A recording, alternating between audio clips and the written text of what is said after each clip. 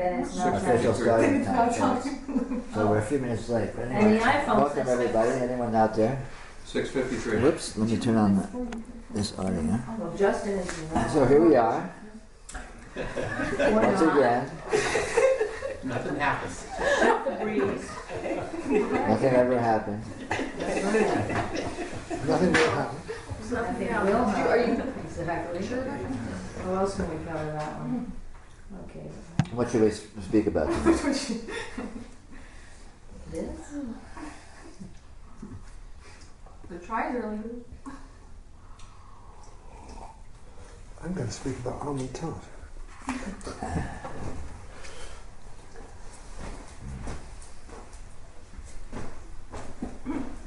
Did you have any questions that came up as a result of the Dzogchen presentation you went to? Well, yes.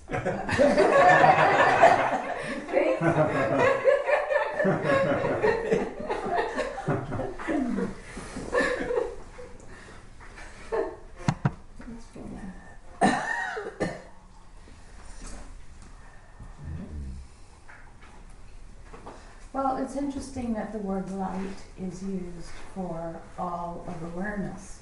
Uh-huh. Usually light is something that we align with visibility as something that you see.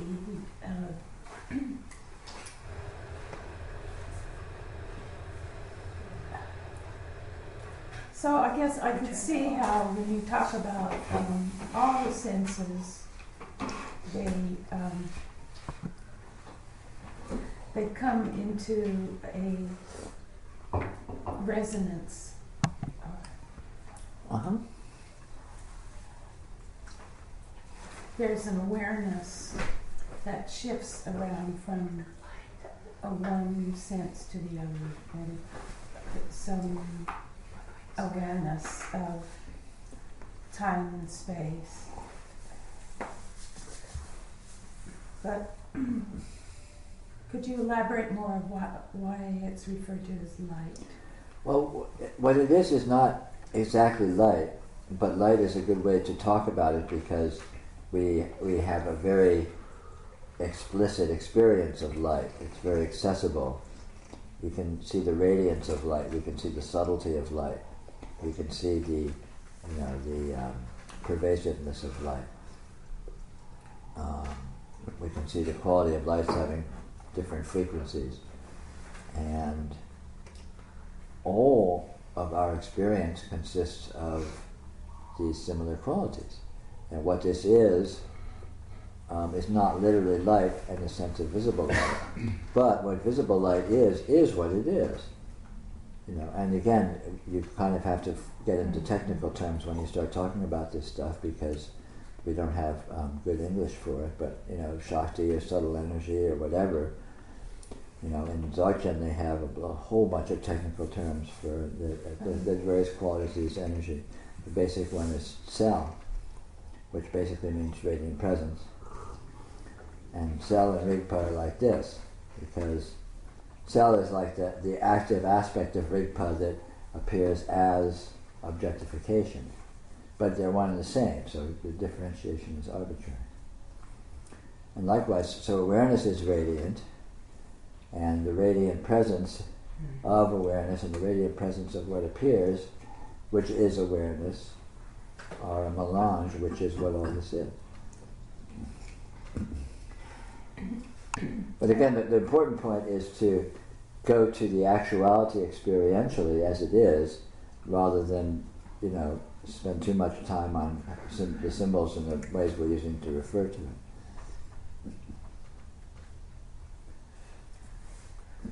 One aspect of it that was interesting was a visual where it was talked about as discussing it from here as opposed to coming in and being it, from having it happen. Right, yeah. And it's immediately. it's a matter of, experiential, because it's, the important thing is to remember that what we're talking about is this right here, this actual experiential event. We're not talking about something over there it's some abstract thing. We're talking about something that is absolutely immediate, absolutely present, absolutely obvious, absolutely self-revealed, and we're talking about it all just as an expedient means of directing our attention at this present phenomena rather than into abstraction.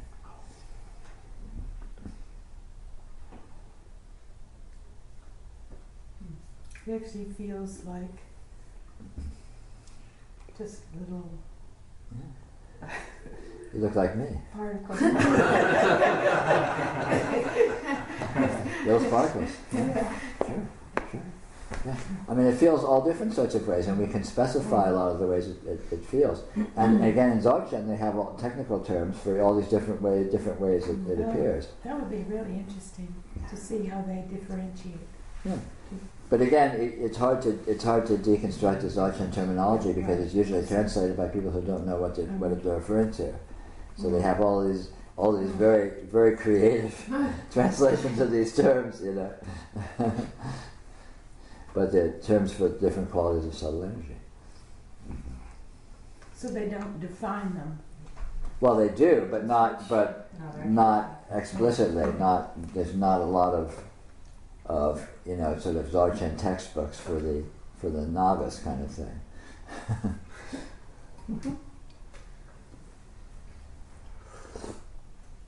But again, the terminology is not important. The really important thing is to notice the actuality. And once you see the actuality, all of this becomes very explicit and reveals itself. You know, once you see that this energy is present and it is as it is, all of a sudden you notice the sparkles, you notice the radiance, you know, you notice the sort of the disappearing, unfindable quality of it. You notice all these things very explicitly because they're very obvious once you know where to look, so to speak. And this is the whole pointing out aspect of Dzogchen, is having your attention directed to know where to look. And it's obviously at this, right here, at this experiential phenomena that is not what we think it is, but is exactly what it actually is. And what that is, it is nakedly, and we can, if we look at it, we can see. And then all of this becomes, talking about it becomes moot. You said it's a lot like a dream. Yeah, I've noticed. Why didn't you tell us that? I never said about dreaming, I never said about radiance. What is it? 40 years we've been coming here.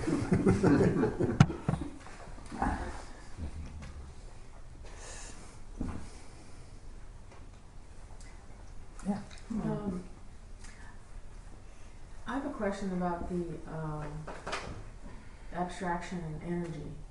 Uh-huh. And what's the difference between energy and abstraction? Nothing. Abstraction is energy.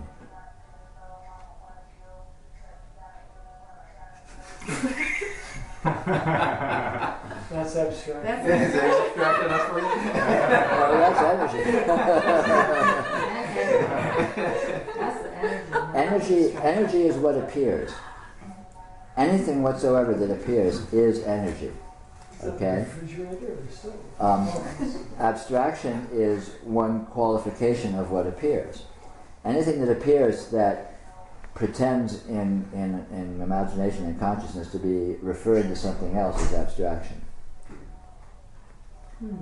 So if you have a thought about that lamp, the about part of it means that the thought is an abstraction. The occurrence of the thought part of it means the thought is energy. In other words, abstraction actually doesn't exist. Abstraction is the very mechanism of imagination, and it doesn't actually exist. So so even though abstraction just never goes away, it just keeps going on, it has no meaning. It has no meaning, and it doesn't actually exist because even though abstraction never goes away and is always going on, actually abstraction never is going on. Just energy is what's actually going on. And when you move from seeing it as abstraction to seeing it as the energy that it substantially consists of, right? Because, I mean, there's something present there. You're experiencing it, so there's obviously some energy, right? Mm-hmm. Or you wouldn't know there was abstraction going on. You know, if you're thinking, there's something present, or you wouldn't even know you're thinking. So there's a present energy, and that present energy is not thinking in the sense of abstraction. That present energy is just radiant presence, just like seeing. You know, seeing light in your field of vision is just like thinking thought in your field of mentality. It's a perception of radiant presence, a perception of this subtle energy. But imagining the thought is about something, refers to some conditions, that is abstraction. And it's actually false. It actually doesn't exist. Abstraction actually doesn't really exist. Because nothing is really about anything else. Mm-hmm. Well, I'm trying to get down to the raw data and to experience the raw Yes, data. yes, And I can't seem to get beyond abstraction, although I can. I mean, like if I'm driving, and that's where the energy's at. Right. But it seems like abstraction just covers everything up, covers up the energy, and I can never really drill down and really experience the raw energy most of the time. Well, abstraction is there, but raw energy is there too. Like you're always seeing light. You know, you're always feeling sensation. And that's not an abstraction. The idea that it is light is an abstraction. The idea that it is sensation. So in other words, labeling is an abstraction. But labeling always occurs within the context of something to label. And the something to label is always the raw energy. And they coexist, but they don't actually block each other. So the trick is, don't fight with the labeling. Don't think you need to stop doing it. Right? Just sort of go to that other aspect, that other layer, which is not labeling. Go to what the labeling is about or is on. It's like every label you have is like a post-it that's stuck on something. Okay? Yeah. So like you have a label, this is a table, right? So that the table is a post-it, and what's the post-it stuck on? It's stuck on light appearing in your field of vision in this instance. So see the post-it, yeah, you're thinking it's a table, but also see the light. You wouldn't be able to think it's a table if there wasn't this phenomena of light present in your experience, right? Right. You would like this table right here is not a table because you can't see it, so therefore it's nothing. Yeah. It's not energy. This is energy because you're seeing it. Right. What you see is energy. Now you're hearing it. That hearing is energy. And you can say, oh, that's the sound of my finger knocking on a table. The finger is a post-it label. The table is a post-it label. But this is not a finger and this is not a table. They're light appearing in experience and that sound appearing in experience, which is actually a kind of light. But it's also a label. The sound. Well, yes, calling it sound is a label. So then most of what we experience is abstraction, even though there is energy there. No, the other way around. And very small portion of what we experience is abstraction. Most of it is energy. Because even the thought, the abstract thought isn't energy. The labels are small. The energy is big. Look around this room. Now you can say you can have a name for everything you see, right? But the things are big and present, and the names are just these little wisps that, oh, that's a lamp, that's a table, this is a floor. Those are just little ephemeral, ghostly things. But the floor is like, it's really here, it has presence, right? It has detail. The labels don't have details. Calling it a floor is a little wispy, pale, insignificant thing. Whereas the presence of what this is astoundingly detailed and complex and present and dynamic, and so the energy is much bigger in terms of how much space it takes up, so to speak, in your experience than the abstractions are. The abstractions may be demanding your attention, but that's just because of your habit, perhaps, of going to them and giving them your attention. right. But in actual fact, if you look closely, they take up a pretty small piece of the real estate of your experience. So what happens in a awakened state where you're no longer giving importance to the abstraction, then you're just kind of like being with the energy, Yeah. the raw Yeah, energy? you're being with the energy, and abstraction is present too, but you know it as abstraction. You simply are with everything as it actually is, rather than being confused about it being something else. Do you do that all the time, in real time? I mean, right now it seems like I have two stances with regards to abstraction. Like one is seeing it for what it is, and another one is not seeing it. Right. Just believing it. Yeah. Like, just lost, like smashed up. Well, that's a very simple way to define realization. There's no belief. Right. All the dynamism of the phenomena is exactly the same. There's abstraction, there's thought, there's fantasy, there's remembrance, memory, there's all these things. Right. But there's no belief. It's all just present phenomena, just not strung together. It's like looking at the night sky and not connecting the dots and making constellations. It's just dots. Right. And so you deal with everything in terms of dealing with whatever presents itself, rather than having any idea about what you think it is. Even if you're having ideas about what you think it is, you're not believing them, and you're not having ideas about the ideas. Right. It's just all. In other words, it's all sort of primary level present phenomena, rather than stacked levels. Yeah. Right. It's like if I like lie down or something and just like rest there, not a lot is going on, then a bunch of thoughts and abstractions arise, but then they're kind of seen quickly. Sure. Sometimes for what they are, and then other times I'm going around and doing stuff and things seem to be more like imposing themselves upon me, and Sure. it becomes like really difficult Yeah. to see that. Sure. This is very common to go in and out of that. But the trick is to always,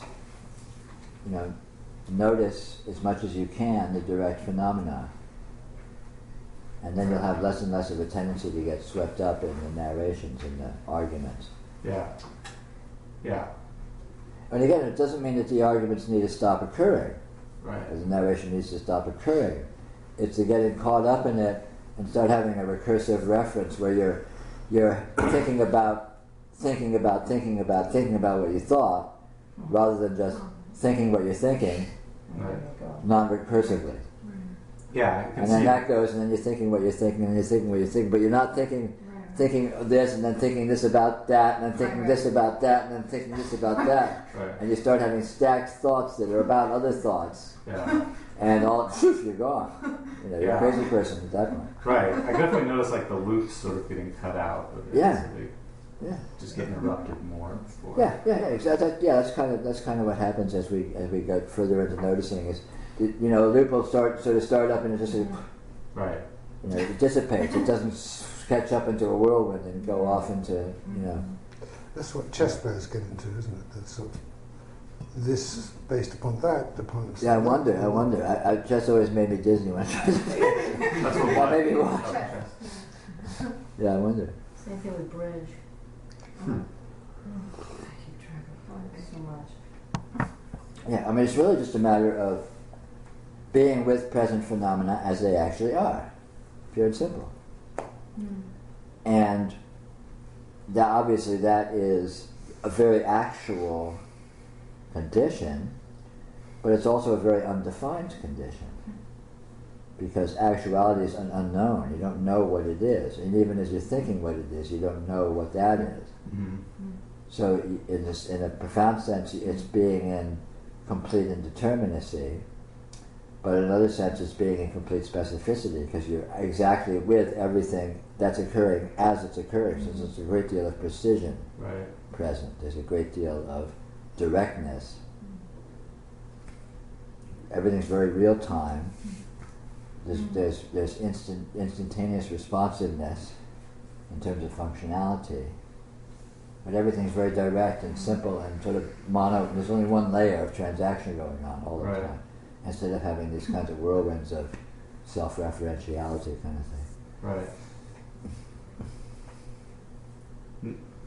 even if that's happening, or if I'm lost in abstraction, both those conditions are also, they're similar to each other in a way. Oh, yeah. Because, they're still like it's still experience. Like, Yeah, exactly. So that's our great advantage. Even being lost in abstractions is still real. Is still real.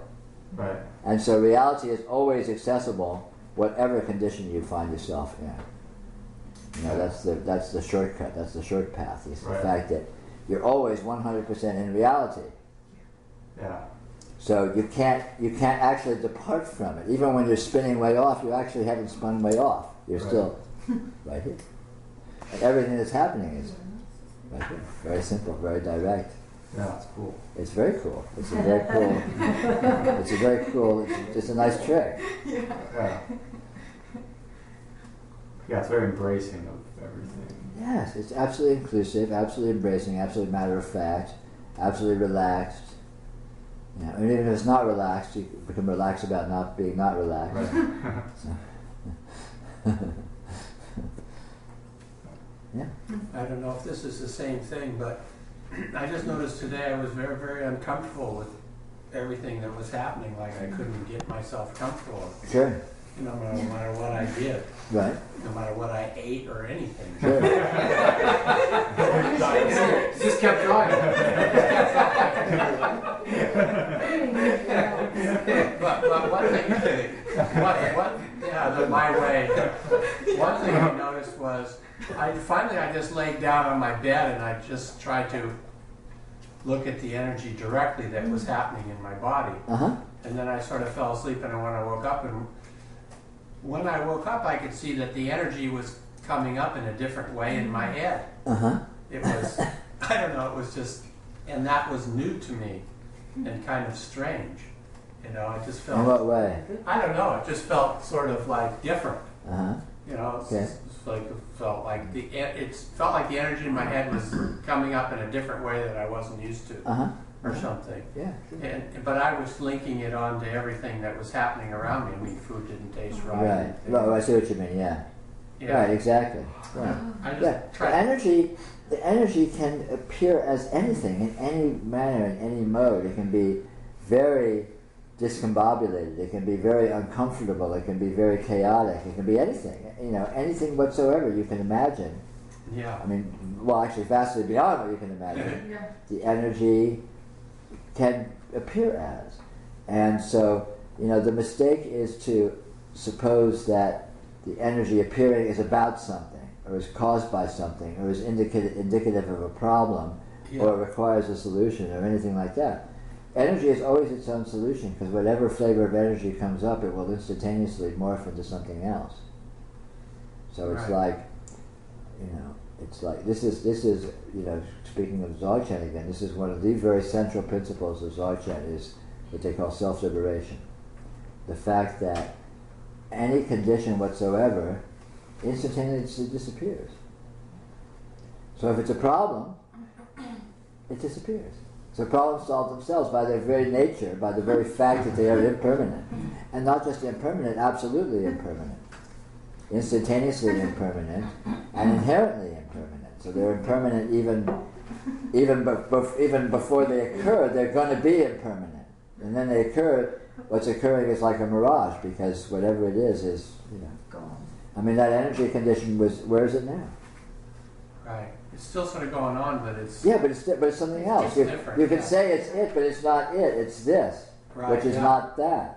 It's something else. Yeah, exactly. Right. It's yeah. something else. It always morphs. It always changes. So all problems solve themselves just by disappearing, by dissipating, by becoming something else. And all energy conditions do that. And there's nothing but energy conditions. So this is like it's just like a dream in that regard. It's, you know, what happened before is gone forever, and everything happened before. Right. So what's happening now can't possibly be said. By the time you start talking about it, it's already something that happened before, which means it's already gone. So you're always talking about things that aren't the case. Yeah. Right. Exactly.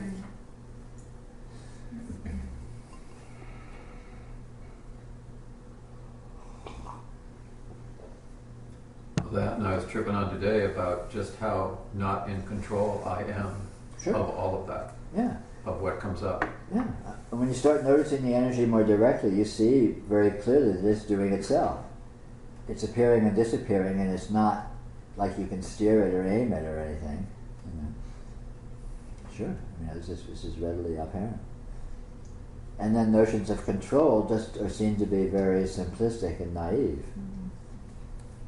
It's not that there's no control in the sort of naive sense that people use it, but whatever degree of control there is spontaneously occurs, and there's no control over having control.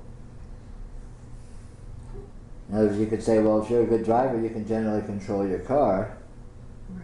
but you don't have control over having that control. It's there or it isn't.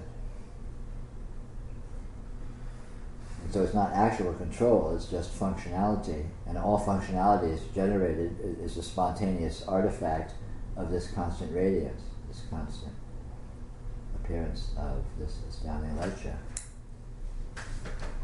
And so is this functionality. Or, I mean, qualify as functionality or dysfunctionality is arbitrary. It's all functionality, it's just infinite flavors of functionality. Dysfunctionalities of various kinds are just flavors of functionality.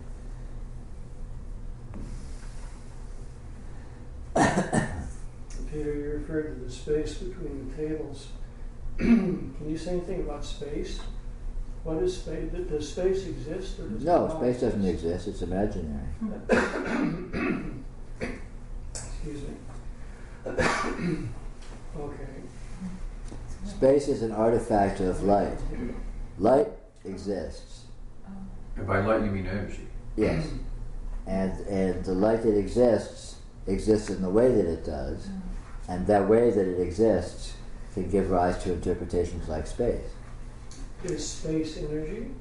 Well, space is energy in the sense that it's actually just an artifact of light, and light is energy. There's no space, so it's not energy, there's just light. It is light. It has some kind of radiance of its own. There's no of its own, there's just light. Light has radiance of its own, and that's what there is, period. So And then space is just another word for that For the phenomena. the light without being radiating as a chair, Yeah, not radiating as something, but right. just Yes, in exactly. its own Yes. own self. Right, exactly so. And that's all that there is. That's it, period. That's the actual phenomena, it's the actual event. And then all subsequent event, like interpretation and all that, is actually, of course, more light. So that's just piling things on top of things. Yeah, only there's no things and there's no piling, but yeah. Yeah, it makes sense.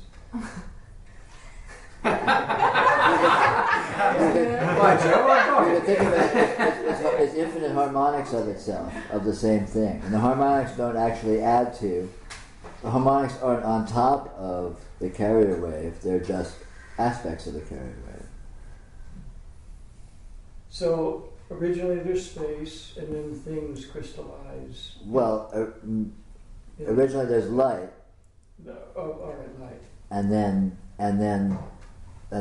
the light is complex, i.e. has infinite harmonics, and the density of information in those harmonics is amenable to interpreting itself as all different kinds of conditions.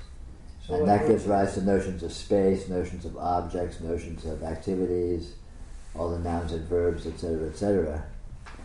But none of those things actually exist as entities, they're all just implications of the nature of the light. So it's a real hologram type thing. Yeah. Is space then the basic wavelength of this light? Well, you could say space is the basic wavelength of light, or light is the basic wavelength of space, but in fact space and light are just words for the same thing. So it doesn't matter, it's irrelevant. And then an object would be like that light being broken up through a prism into something. Very metaphorically, because nothing's actually broken up. The light is fuzzy. It has harmonics. The light is complex.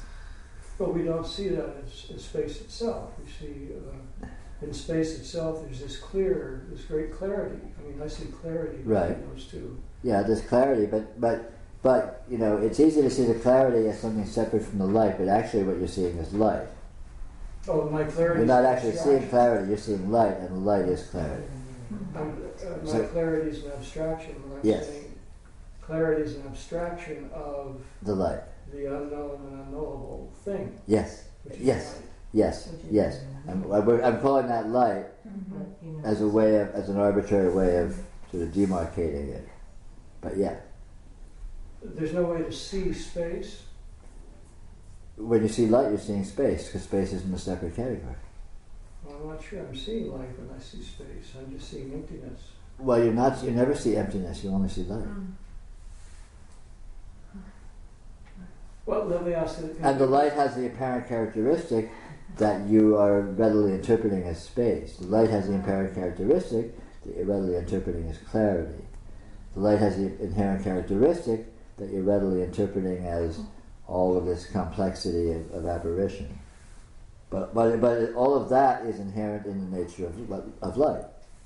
Does the light between the two tables, does it have dimension, like the distance? It has as much dimension as any light, but it doesn't have dimension in a spatial sense. The explicit dimensions that we associate with spatiality are non-existent. Yeah, that's really weird. Yeah, it is weird. I mean, it's hard to even, you can't imagine. You can't imagine, but you can see it. Yeah, you actually are getting Yeah. You can see it. You have the very direct experience of this by more difficultly to see by the way this space disappears when you go to sleep, right. and more easy to see by the way the space of a dream disappears when you start to wake up. Yeah, I mean, a dream is a perfect example. See, a dream is a space that we have consciousness of moving out of. So we have it's hard to see space as it is when you think you're in it, when you're just seeing it as the framework. But when you're moving out of it, then you have a perspective or a context to see how it is what it is. And in a dream, it can be spatiality present. Right. You can be in an apparently spatial, apparent environment. Right. And when the dream begins to collapse or you begin to wake up, you see the way in which that space, where did it go? Where was it?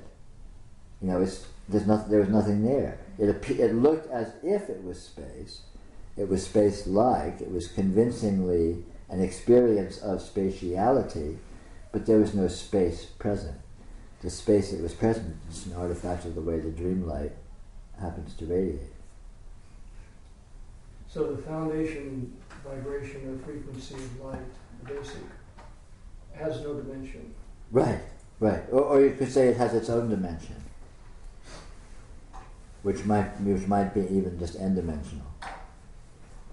Right. Because when I said no dimension, I was going to see it collapse to a point. Well, maybe so. I'm not saying it's not like that, but I'm saying its dimension isn't referable in any way other than as itself. So you can't assign number to it or sort of external or abstract quality to it. The qualities that it is itself. It's not like anything. So whether I learn about space or I learn about myself, because identity is the only way to know that, Mm-hmm. I'm learning the Yeah. same thing. It's the same. Yeah, it's the same and you class. can do that because you have it, because it's right here. Mhm. But when you are trying to approach it in terms of some frame of reference, you're going to be stymied. No matter how subtle and sophisticated your frame of reference, because it is its own frame of reference and it's only approachable in terms of its own frame of reference. And you can only find that or see that frame of reference as it is by going to it empty-handed, so to speak. So I would imagine that I'm dreaming right now, and then I would ask myself, what space does this occur in? Yes, sure. I would have to answer that myself, Yes, which I can't right now. right. But that's an interesting way to look at it, to explore it.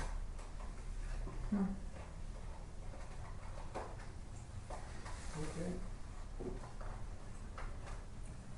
We'll go there. Well, that, and if this is a dream that we're in, of a dreamlike occurring space that's generated out of who knows what, Yeah. then there are kind of conceptualities that you're talking about and referring to in words Right. that have ghost shadows of references, but Right. there is no real reference. Exactly. There's no real reference.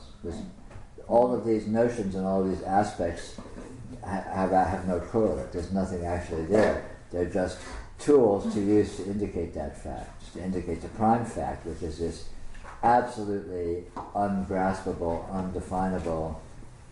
You can't talk about what this is in terms of anything else. And you can't talk about what it is in terms of itself because it's nonverbal. But we don't need to talk about it. And then we are talking about it. Yeah. Yeah, and there's We're talking concepts that are helping me to Right. kind of see. Yeah, because, and paradoxically that can happen because the concepts actually are it. Right. So the concepts and the conceptualization themselves embody this inconceivable nature because they consist of nothing else whatsoever. So the But they're concepts... not limited to that. Limited to what? To those concepts. Right. But the concepts are harmonics of the same thing, so the concepts can convey non-conceptual reality because they are non-conceptual reality. In other words, even concepts aren't really concepts. Thought isn't really thought. Nothing is really anything except this. And that's why thought can do the impossible. That's why this kind of conversation, which is talking about rationality, which can in no way approach this, can still approach this, because it's not really rationality, it's not really talking, it's really this. But that, And those eyebrows, go baby! Put that in your pipe and smoke it. You are smoking.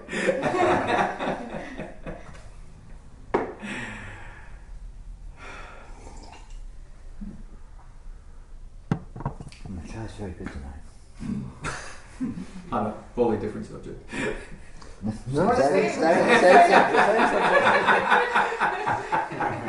Just enjoying the lane. But it's like, you know, because in direct, like when Dean was talking about space, it's funny because if I really look, and I'm just looking at you and I'm thinking of my framework of what I think is between us or something in Sure. space. It's funny because if I'm really looking in real time, I don't know what the hell's going on. Sure. Like, and I don't know what this is in the sense of like I don't have an idea about it. If I'm looking, you know, if I'm actually paying attention, noticing nakedly. Yeah. But if I'm coming to it with a subtle idea, even more subtle and sophisticated, then it seems so convoluted and kind of like, you know, like I'm coming with this idea that I know it's here and there's this space and it means something and, you know, like it's just so, I don't know. Yeah. But when I'm actually looking, what is it? I can't even call it space. I can't call it anything. No, you can't call it anything. It's very clear what it is, but there's no way you can say what that is or even think what it is. But you don't need to because here it is. Because here it is. Why would I need to? If I'm really looking, then I'm going to have to think about it. And then even if you start talking about it and thinking about it and going into this elaboration, you don't add anything to it. Yeah, right. Exactly. You can't take away from it or add to it because it's here. Yeah. Here it is. Yeah. You know, always. Yeah. Always. Yeah.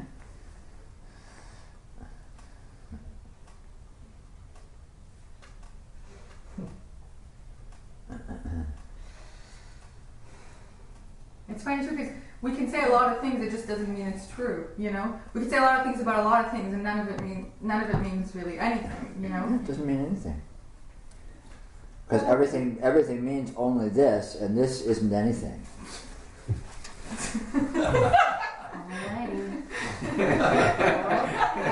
It's not anything. right? It's not nothing, but it isn't anything. That's right. But just we can say. Okay, sorry. We can point to certain characteristics Sure. that it has. Yeah, but in pointing to those characteristics, it doesn't actually have them. But it does. But it's.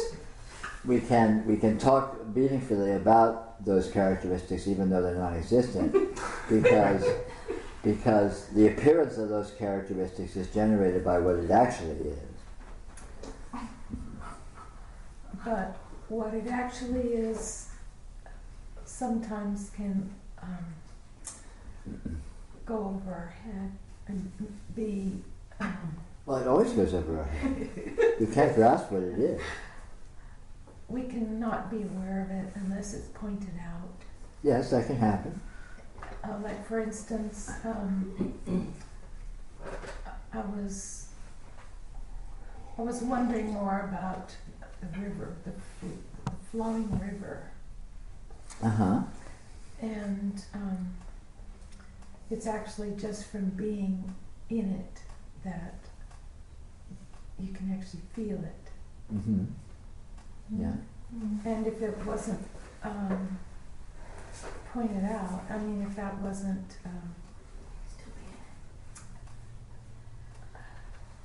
made to be something to actually look for or see, you just kind of miss it.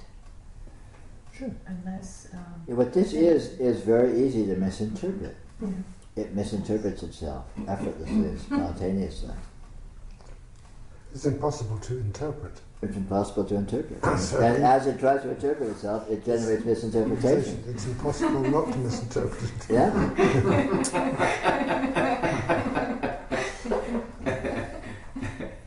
Is there any attribute that can be given to the truth? No. None whatsoever. No. Well, the only attribute is itself. Yeah. I'm thinking of all these things like Satchitananda and all that. Well- Those are all abstractions, are they not? Well, Sat is the closest you can get.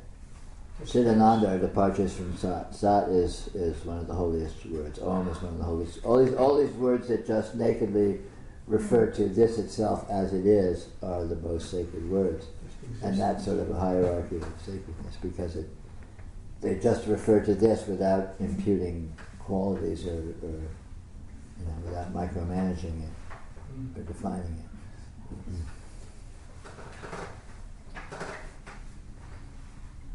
It's so obvious that we can miss it. Yeah. It's easy to miss. Because it is so because its nature, its very nature is to spin off infinite harmonics of itself. That's the point. So you look, it's like looking at the sun. It's easy to miss the sun because you look at the sun and bang, you're just blasted with light flying everywhere all across the sky. And you're like, where's this, the sun's right there, but you can't see it because you're being bombarded by its light. And likewise, this is right here, but its very nature is to spin off infinite harmonics of itself, as itself. It doesn't depart from itself as it's doing that, but its doing so generates, infinite bewildering implications within itself. And if you make the mistake of following the implications as if they were independently existing, you spin off. And this is what happens. This is how we fall into the fabled ignorance. We usually think of it as energy, but would it not be true to say that energy is only as it spins off? The spinning off is energy. Is there something prior to that? Well, it's meaningless to differentiate because there's one phenomena still. It's not like there's energy and then there's a spinning off. The energy is the spinning off, and the spinning off is the energy. They're one and the same. Actually, I do have a duality going. One is form, and one is something that doesn't have form. Right. I'm thinking of that thing. No such thing. Oh, well, Nothing has form, and nothing has no form. back to the drawing board. Both those qualities are wrong. See, I have a sense of that. I have a sense of something that is prior to form. What is that sense? It's not prior to is inaccurate. That's going to get you into trouble. There's only the fundamental condition. There is nothing. There is no subsequent development, and the fundamental condition is infinite infinity. And this infinite infinity. Try and hang a handle on that. You can hang any handle on it because it's infinite infinity. So handles are a dime a dozen, and this is exactly what happens. And then all of a sudden we have dualities and prior to and this and that, all of which is redundant. It's unnecessary. It's gilding the lily. It's adding ornamentation when none is needed because what this is. The root phenomena is self-ornamented without actually adding any ornaments. Well, I follow your logic entirely, but You have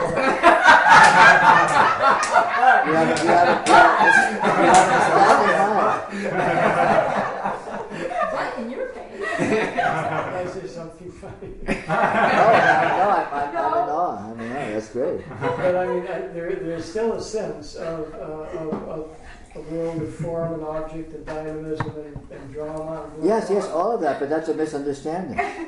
And All there's those also designations. a sense of something I've been referring to, space, but I think I would say space is the last thing in that grouping there that I jump off from. That's a springboard I jump off from, which is something that is not that.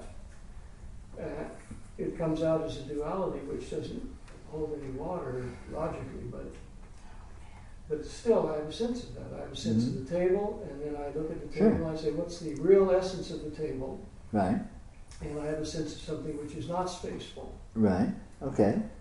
But it's not That's anything fine. else either. That's fine. And all of that, every step of that analysis is the one thing,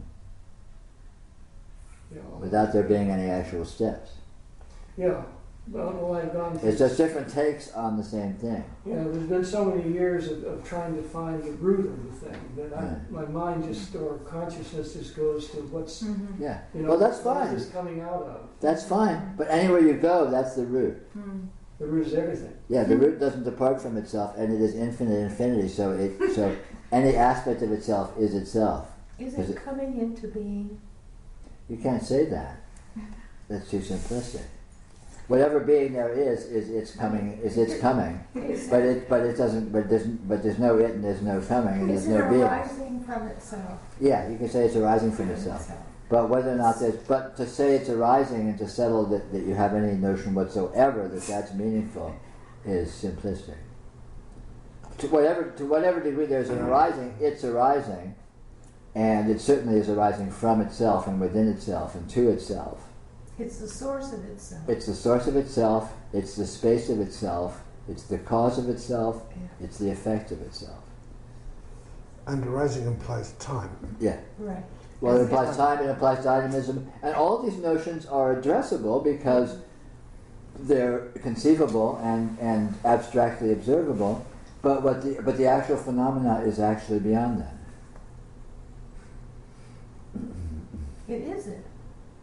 Yeah, no, it's beyond it in the sense that it's not those things.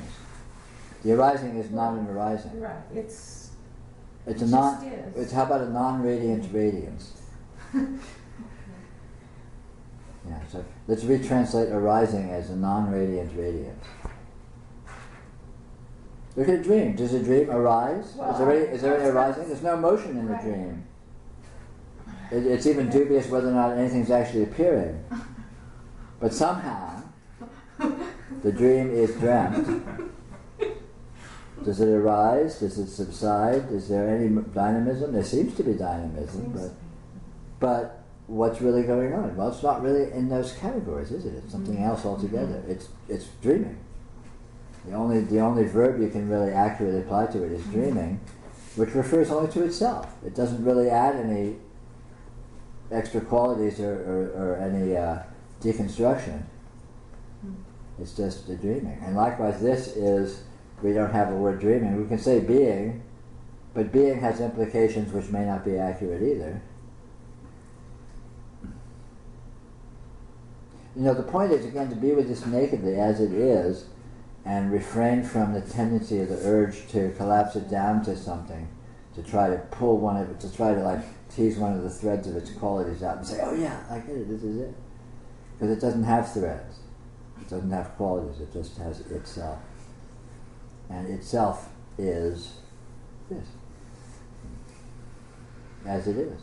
But it's not any way you can think of it. No matter how elaborate and sophisticated and subtle a series of thoughts or thoughts you could generate, they are a complete mess. What about the sensation of it? It is nothing. It is sensation. But sensation isn't sensation, so even that falls apart. Well, there's a feeling tone to it. Yeah, there's feeling tone. Experience of There's it. feeling tone, but feeling tone isn't feeling tone. Well, whatever it is, Whatever it is, it's it. It has a quality to it that is visceral, experiential. Yes, it is experience, but it is not visceral. It is absolutely immediate. Wait, okay, so it's not visceral. So if it seems visceral, then that is... Well, visceral is it, but it's not visceral. Okay, all right. So any visceral experience is certainly it, and non-visceral experience is certainly Is it? Yeah. So it can appear as visceral. It's always immediate, even if it's appearing non-immediate, as non-immediacy. That non-immediacy appears immediately. Mm-hmm. Yeah. So it does both.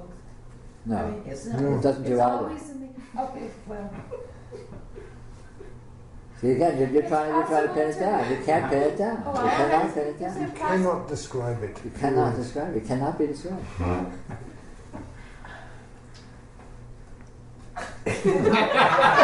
It can't be described, but it can't not be bead.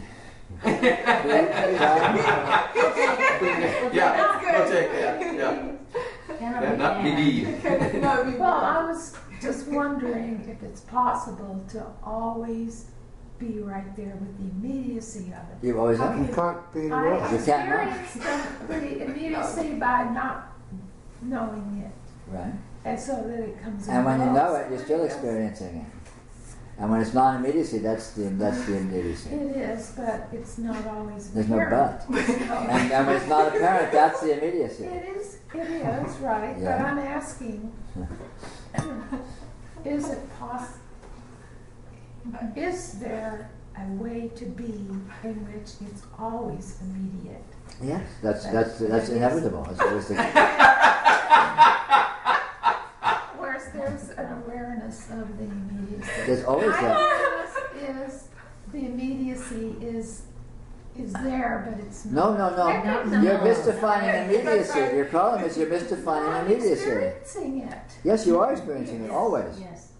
You're always experiencing immediacy, but you think it's coming and going, which means you're looking at something which is not the genuine immediacy and thinking that that's immediacy. I'm talking, right, okay, given, okay, that. The but true I'm immediacy talking- is always present. The true awareness is always present. I'm talking about the recognition of it Right? at the moment, Right. during the experience of the immediacy. Even though everything's always immediate, Right. there's something that beyond that, or there's something about that can be recognized. Yes. Great. Cool. Do it. So my question is that recognition something that is a way of being Absolutely. all the time? Absolutely. All the time. Yes. Not something where it comes and goes. Yes. Absolutely. There's no other way to be. That's what constitutes realization. Well, hallelujah. And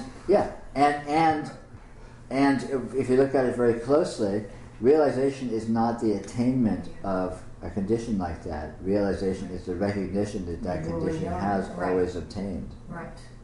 But That everything is that way, even though you're It not. always has been. You just haven't been noticing it because you're misdefining it. So it is possible to notice it all the time. Yeah, certainly. But again, it's subtle and paradoxical because that's not a new condition. The noticing it all the time is a discovery that you have always been doing that, and the subsequent revelation and the inclusive revelation of the way in which that's been happening. So you discover what constant recognition actually is, and then once you see what it is, you see that it's always been the case, and you've never not been recognizing it. But you haven't been appreciating that you've been recognizing it because you've been misdefining it. that's it. The misdefinition. Is the misdefinition not appreciating the being oblivious? Sure, it's not appreciating anything. Knowing that you've always recognized it, but you've recognized it in a way which is being oblivious to it. Is that what you mean? No. So So how can you have been always recognizing it and not having the experience of recognizing it? Because you're defining your experience as being this or that. Right. And experience is not this or that, experience is just this. There's no that. And of course it's always this. It's always. Yeah. So this is it. This is, and that's an obvious recognition of that fact. This is it. Is there ever been a time when you cannot say this is it? And have it be self-evidently the case. This is it. I'm more interested in the recognition. That is a recognition. This is it. See the way in which that is always true and has always been true. It's not dependent upon circumstances. It's not dependent upon looking like this or that. It's not dependent upon feeling like this or that. It's dependent upon the simple and obvious fact, this is it. Right now, not as an abstraction, this is it. Has there ever been a time in your experience where you couldn't say that and know the absolute certainty of it? This is it. Or another way you could say, this is real. Right? I think that I'm putting a little thought right after the experience. Yeah. Which is Yeah, just that's what I'm saying. a tiny little, like... Yes, you are. You're putting a thought. But when you put that thought, this is it. You're right. The thought is... You're right. Even when you put You're that thought, this is it. Put the thought, don't put the thought. It's okay. Who cares? This is it.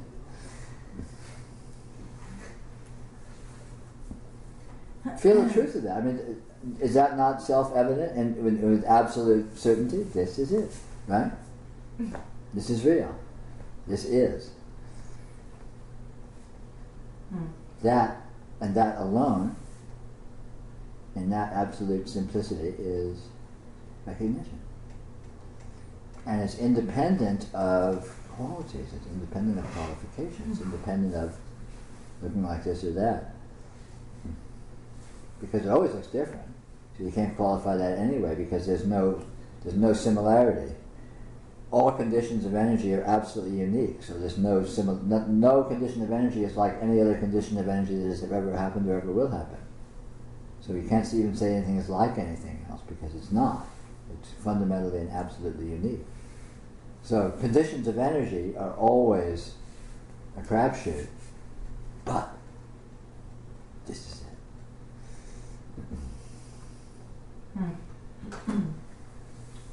Is there any room there at all for thinking? Sure. But Sure. thinking is... How about it? And this is it. Nothing wrong with thinking. Thinking is great fun. Thinking, eating, drinking chai. Thinking isn't ever going to stop. But this is it. Peter, it seems to me like the crux of the matter is that the definitions, whether they arise or not, are irrelevant. They're sound, and even believing them is it. Yeah, it's and the sound of your definitions are it, and the thoughts that follow right after are still it. Of course, this is it. And even at the thought, oh, I believe it to be this, that's it. Yeah. And so it's more a matter of not recognizing that there's a belief in the definition that is sidestepping the reality that even believing itself is it. So there's no need not to. When you see that, the thoughts come up and you go, huh, it's like a bird singing, so what? Sure. And even if for one moment there's a belief, you go, huh. Sure. It's like watching a rabbit go across the road. I mean, Sure. it really doesn't make any difference because this is it. This is it. The belief is it, the thought is it, the remembering. Because there's no belief, there's no thought, it's just this. And this is it. So enlightenment contains delusion. Of course. That's it. Delusion is enlightenment. There's only one condition. And That condition is a state of everything. absolute liberation, absolute Okay. infinite being of the divine, absolute enlightenment. There's only ever been that one condition. There only always will be that one condition. And you can call it delusion, or you can call it realization, or you can call it anything you want. It's still this. But this is not dependent upon what you call it. Right. This is not dependent upon how you define it. Right. Because that's way after the fact. Yeah, well, it's in the fact, but it's irrelevant. It's just irrelevant. Yeah. This is it is not dependent upon what it looks like. And it can look like anything. And when I say look like, I mean just different qualities of experience appearing. Thought, action, feeling, emotion, pain, pleasure, But nothing, given all, everything. But it's always this. Yeah. but given all that, what I hear Irma saying, I think what I hear Irma saying is that within all that, it is it. The recognition or appreciation, whatever you want to call it, that it is not there. A lot of the time. But even if it's not, but even if it's not Granted, there, it is this not is being it. there. Granted, that is the case. Yeah. But not knowing that doesn't do you much good. Well, but it can See it. because this being it is not dependent upon recognize. This is it whether you recognize it or not. Right. It's not. So recognition isn't actually dependent on recognition. Let go of needing recognition or not, and is this it? It always has been. It's self-evident. Every moment. Just see that. Has this ever not been it? No. You know, in pain, this is it. In confusion, this is it. You know, in delusion, this is it. In being caught up in stories and hating yourself and everyone else, this is it. In a good dress, is it? This is it. This is it. And that is absolute. All of these little conditions are just little fluff. And nothing depends on them whatsoever. They're just little will-o-wisps that go on and shoot off and have their little brief lifespan. What is it Shakespeare says? They strut upon the stage, have their something, and then something. It's a good line. That's exactly what he said. That's it, right there. I know my Shakespeare. It's a knack. You got his name right. Yeah. That British guy. Why don't we take a 5-minute break? Boy, life just jumped up on that break. It's not going to be denied. Me too. It's like, okay. Yeah, I know what breaks on its focus. Oh, okay. The moral of the story is that this is it. This is. Sounds like a song. This is it. You know, Wasn't there a song that went kind of like that? well, yeah, that's the song. This is it. Make no mistake. That's it. People have to go. Yeah. Here's my thought. Well, the other thing they talked about is a wow Sure. number. Wow. Wow. Let's talk about the wow factor. Oh, the break is over? The break is over. I mean, this is Time is over. this is as wow as it gets, and it's never less wow. It's always completely astounding and completely surprising and completely unfathomable and completely spontaneous and completely everything else, which kind of sounds pretty much like an arguable definition of wow to me.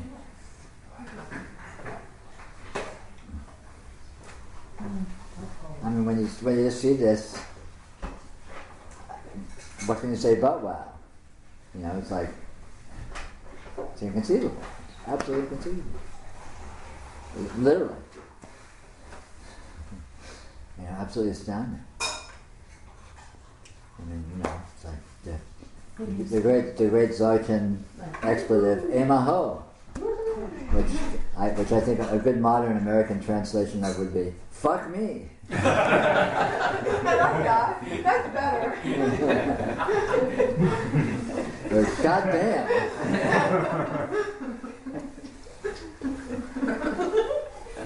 Technical. There's a new technical. Damn and fuck me just don't seem to equate.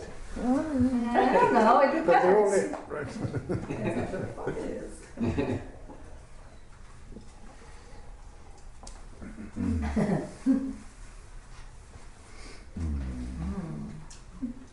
Peter, I have a comment. This discussion that we've been having tonight, and a lot of things have come up for me in terms of understanding and clarification. But one thing I can say is that this is realization. Yeah, absolutely. Okay. But I don't have a certainty in each and every experience that that is realization. But this is always here, isn't it? When I'm going like that, yeah. But even if you're not going like that, it's abstraction. well, there's something else. I mean, there's just the feeling of the blood in your hand, or the feeling of an itch on your knee, or the feeling of, the wind through your nostrils, and that's all just like this, and that's realization. It's not abstraction. None of it's abstraction. But there's still belief and... there's belief, but belief is not a problem. Abstraction is not a problem. It's not a matter of stopping abstraction. It's just seeing the presence. And the presence is always here. Even abstraction is present, right? So, even abstraction is realization. Belief is a problem if you believe it. Yeah. Yeah, that's the problem, is that I believe. Yeah. That's okay. Yeah. But, it as a strategy, as you say, this is realization. If you're believing, go to that and there's realization. And now broaden your palette a bit. If that is realization, then this is realization. If this is realization, then that is realization. And you're always doing that. You're never not doing that. Right. That's real presence. Just the feeling of your butt on the chair, if you're sitting down, the feeling of the floor under your feet, if you're standing up, is just like this, and that's realization. So that's always present. You're always either standing up or sitting down, or lying down. So that's this. And I agree with you, that is realization. And that's not an abstraction, that's literally realization. That's this. So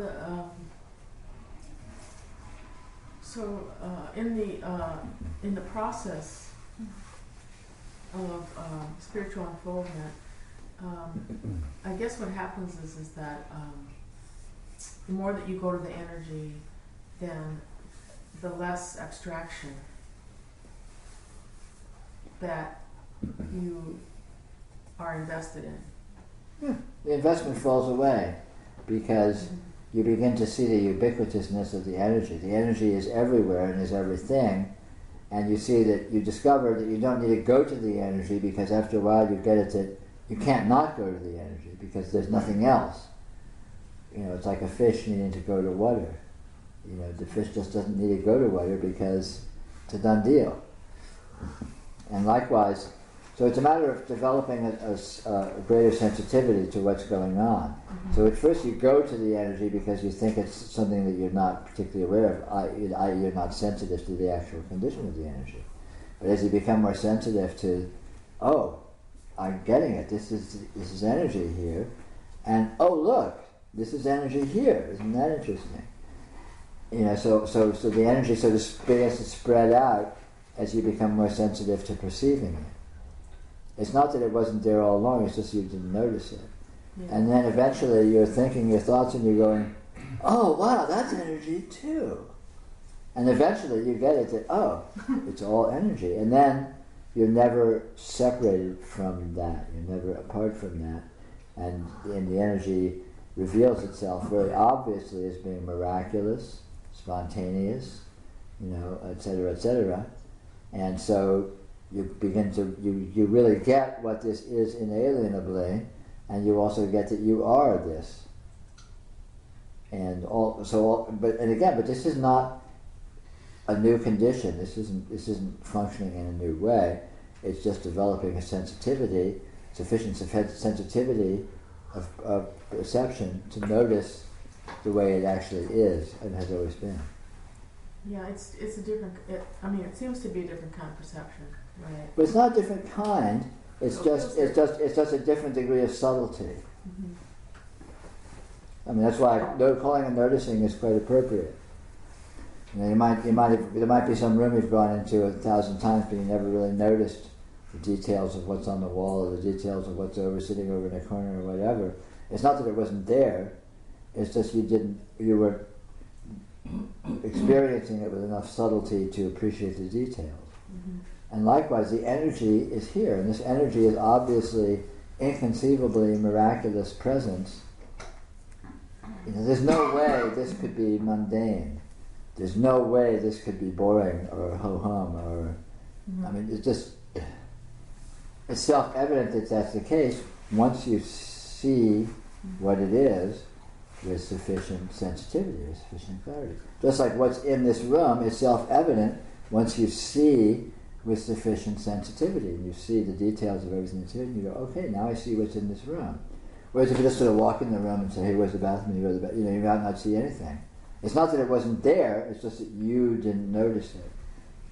And likewise, so it's not a new kind of seeing, it's just seeing with more presence, with more sensitivity, with more awareness of, more noticing, let's say, of what is actually there. So if one finds himself like just feeling the same old, then you must be in abstraction or in some kind of investment. You may or may not, but that's irrelevant. Just because you're in abstraction is not a reason not to notice. Right. Well, I mean, like I can find myself going into abstraction, and then I, bring myself back to noticing. But I can see myself between those two worlds of noticing and then that's fine. And then the abstraction. Yeah, but don't worry about that. That's not important. Just go to noticing whenever you can. And eventually you'll discover you can almost always go to noticing. And then eventually you discover you can always go to noticing. And then eventually you discover you can't not be noticing. And that's the progression of unfoldment. Okay.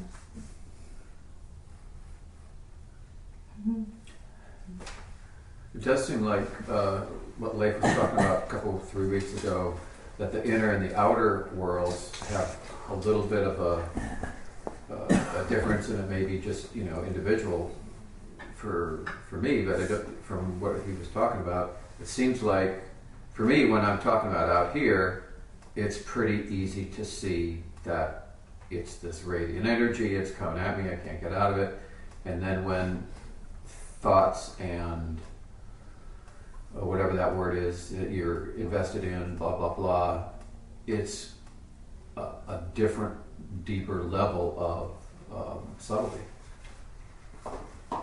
Well, it may be, it may or may not be, but ultimately it's all the same. And so, the trick is to just stay with noticing, practically speaking, stay with noticing wherever you can, wherever it's easy. So if it's easy for you to do noticing in something you're defining as objective, by all means have at it. And that will deepen, that will get more subtle, that will get more clear, let's say. And as you develop more clarity and more subtlety, you'll find you have resources that clarity and subtlety will be applicable in areas where it's more difficult. And then you'll look there and you'll ultimately discover the same thing, because it is the same thing. It's exactly the same thing. It's funny because without that story that we tell ourselves, how deeply embedded in thought we were, doesn't exist. Yeah, of course. So it's very cute. Investment is a story that you're invested. Yeah. There's no so such it's funny thing. because we can say, "Oh, I was so in deep thought, I couldn't notice anything," and that didn't happen. Sure. Like we're telling, it's a narrative. It's a narrative. It's like a movie script.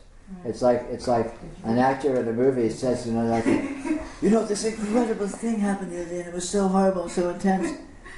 It's just he's just reading lines in a script. It didn't happen.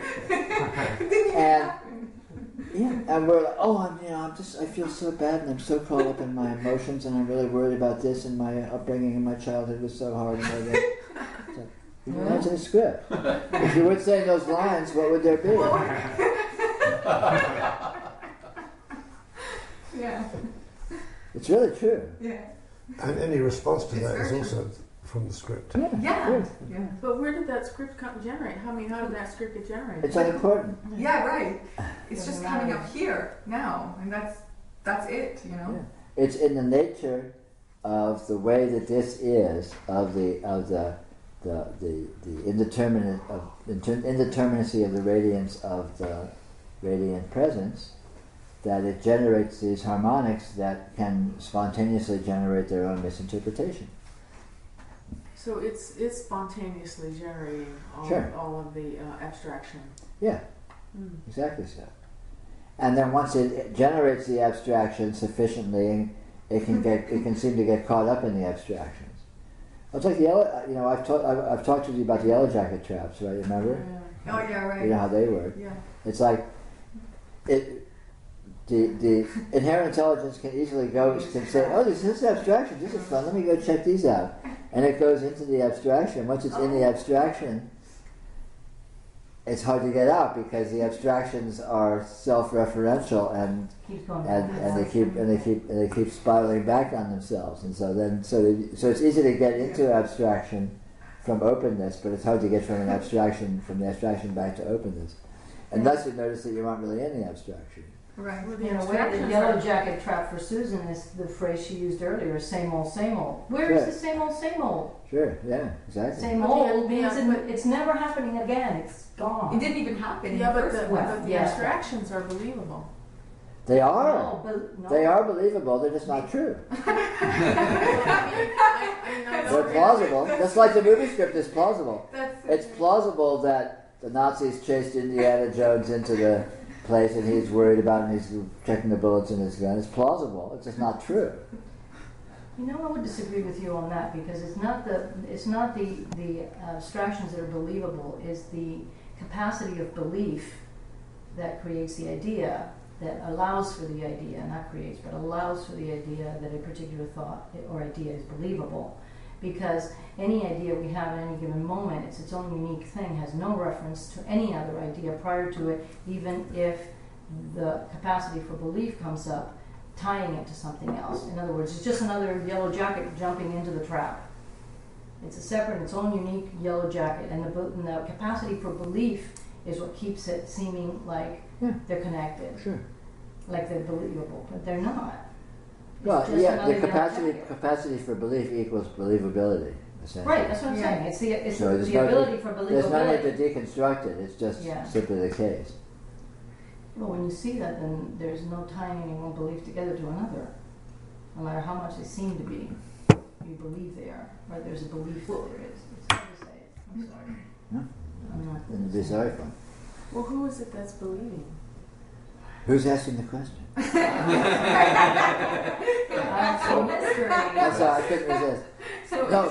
There's no who. So it's doing the believing. It's doing it all. Of course, it does everything. It's Who a full else would service be to do deity. Full service deity. And if It generates ignorance and liberation. It's two gods in one. But look at the percentages. Yeah. Between ignorance and liberation. My God. Well, the only liberation that really happens is inside us, right? Sure. Because the only ignorance that ever happens is inside us. And there's no inside and no us. Well, I mean, there's a consciousness. Yeah. So my consciousness is generating all of this. Yes, your consciousness is all of this. And your consciousness can misunderstand itself, and your consciousness can also see itself nakedly and clearly. And when it misunderstands itself, it's doing it. When it sees itself nakedly and clearly, it's doing it. And there's actually no difference whatsoever between those two conditions, because it's the same things present. It's really just consciousness. So consciousness and ignorance is just consciousness. Consciousness and liberation is just consciousness. It's not like one's better than the other or one's different than the other. Well, it starts to feel different the more you notice. I mean, it does feel different. It can feel different, but that doesn't mean it is different. It's that believability thing. Yeah. No, I mean, it's not. It isn't different, but it feels different. Yeah, belief can generate feeling. And it can do it convincingly too. Yeah.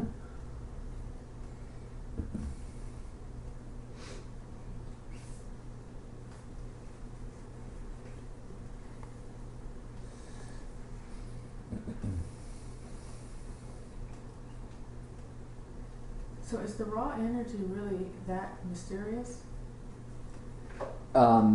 Yes. Because it's only mysterious from a relative standpoint. Well, it's mysterious from an absolute standpoint too. It's absolutely mysterious. It's not mysterious what it is, but it's mysterious, but its nature is mysterious. I mean, in other words, that it is itself is not mysterious, but its properties are inconceivable. But to say it's not mysterious for what it is begs a description, which is impossible. Right, sure. Well, I mean, its being is not mysterious. Not for what. Yes. Yeah, I didn't. The for what part is not particularly useful. Its being is absolutely obvious, and that's the fundamental point. That's the point that allows realization. Is the obviousness of this, the obviousness of this being, and the obviousness that it is everything, so to speak. That there's nothing other than it. That obviousness, that self-evident certainty is liberation, is realization. So then when you talk about the mysterious nature, then the way that I understand that is that right now I have lots of reference points because I'm engaged, invested in abstraction. So, Sure. So when I let go of belief and let the abstraction go on, but not get invested in it,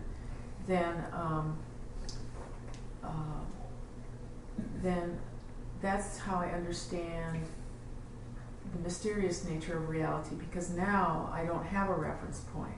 Right, and that's mysterious, and the fact that you can have reference points is mysterious, and the fact that you can seem to move from one condition to another is mysterious, and the fact that it's all the same thing actually is mysterious. The whole thing is mysterious.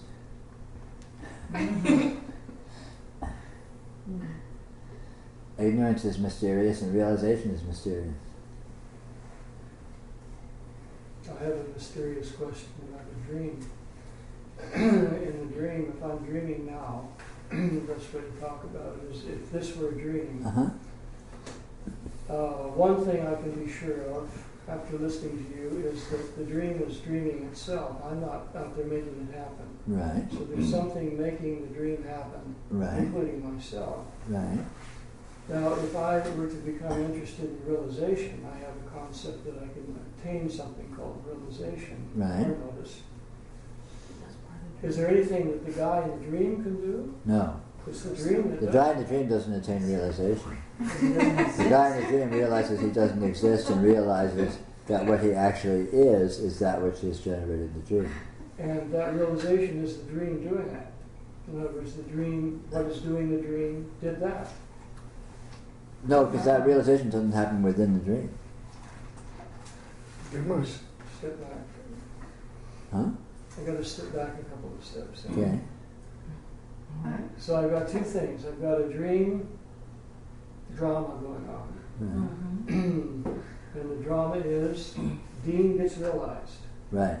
Yeah. The dream of Dean getting realized is a dream, and that happens within a dream, but that's not realization. Right. That's not realization, but Dean is really working at it. Right. Right. And that's all very exciting dream stuff, and that's a great drama going on within this dream. Shakespeare move over. Yeah. So okay. But the analogy you're looking for is lucidity. If you ever experienced a lucid dream? A couple of times I have some vague memory. Okay, well that's sufficient. Lucid dream doesn't happen within the dream.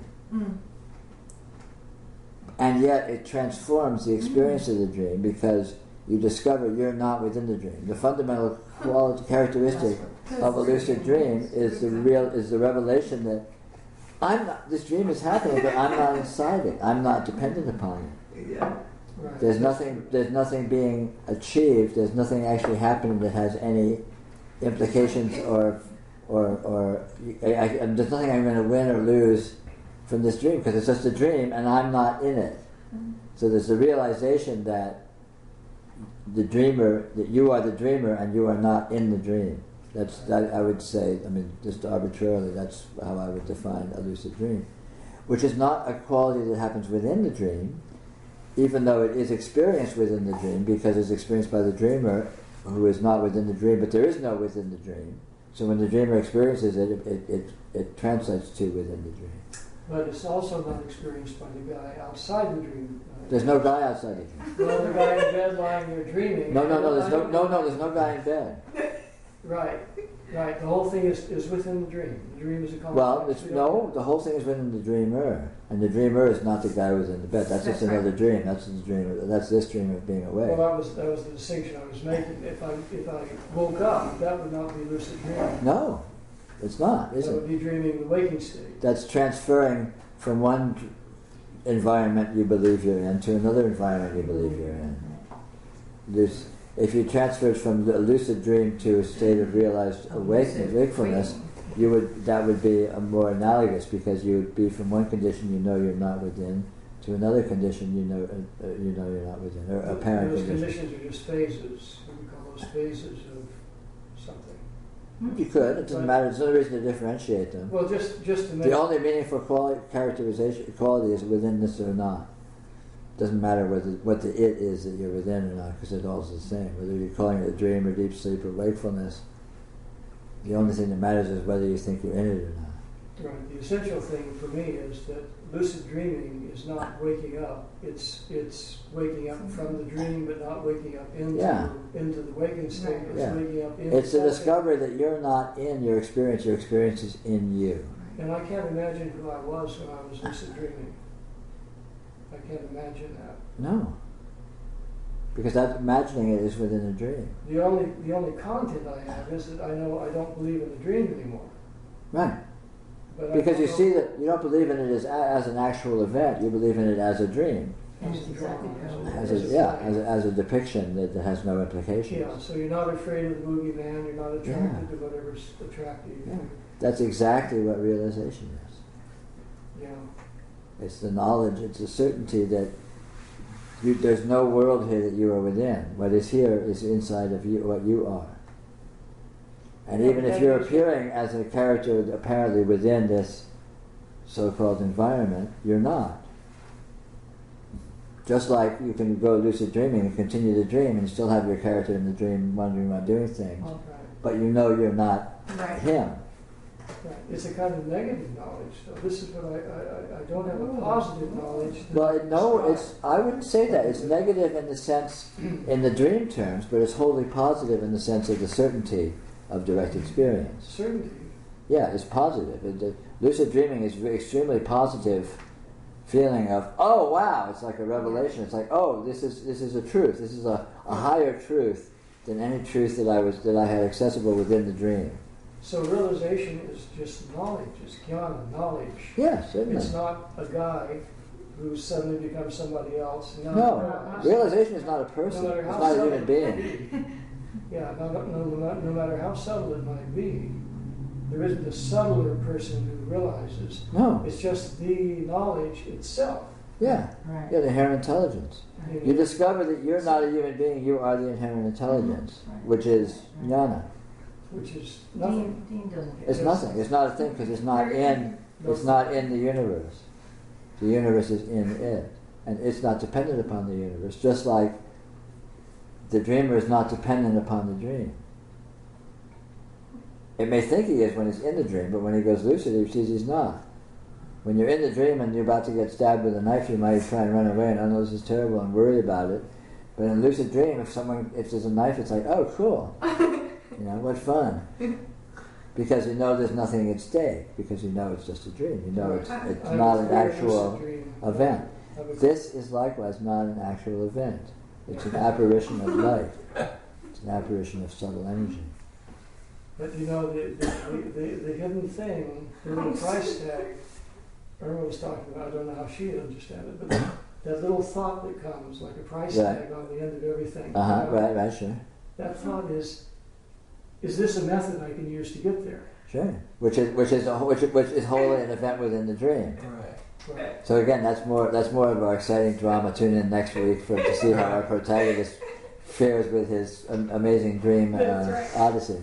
And then you realize, oh, that wasn't a method. Oh, shucks, I'll wait for another one. And then You can't find realization within the dream, within experience.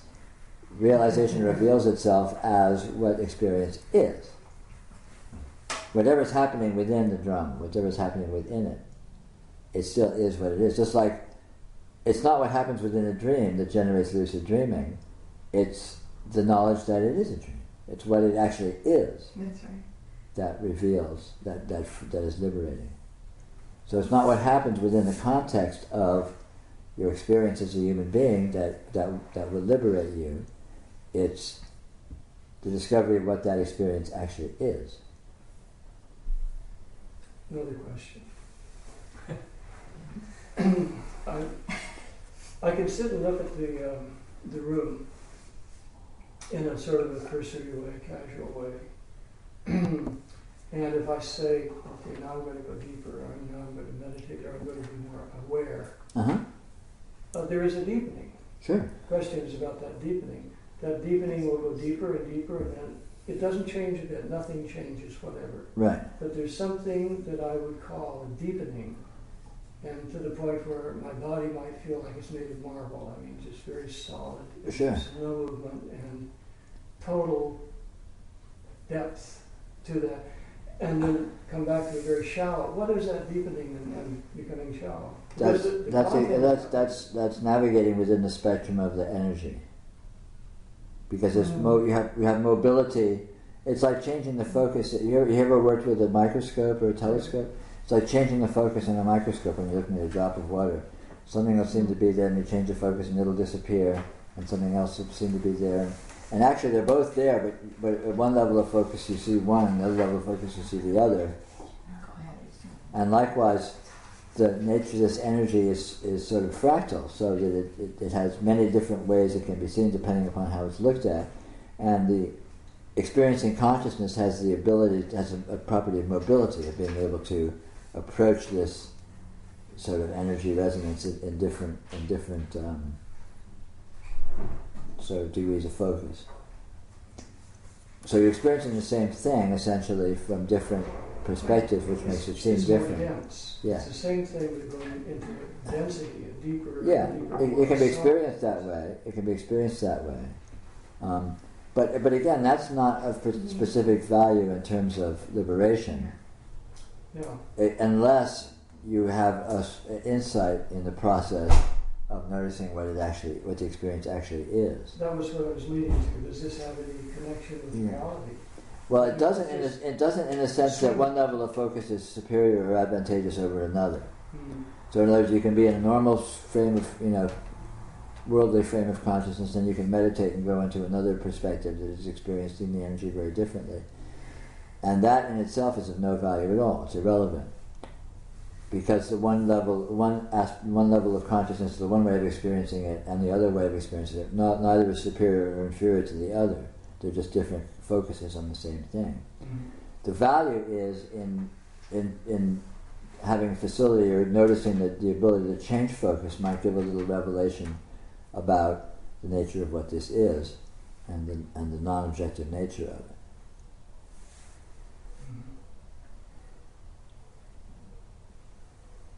But again, it's not of value to have different experiences per se. No experience is superior to another spiritually, or inferior to another. The value is to see what experience itself is, which can be done in any context, or it can be done however it's done, so to speak. That's liberation for idiots, then. They can just, wherever you are. Yeah. Oh, absolutely. It doesn't matter where you look. All you need to do is notice what it is. It's not a matter of, you could be at the mall, looking at clothing ads, and all you have to do is see what it actually is. There's no preferred state of consciousness, or preferred, positioning yourself within the possibilities of your mobility of consciousness. If I could turn off the TV at any point. Yeah. In the drama. Or just notice that it's a TV show. Notice that it is a TV. Right. It's probably a better analogy. It's not a show. Seinfeld is not there. He's not joking with his buddies. It's just little flashes of light on a screen.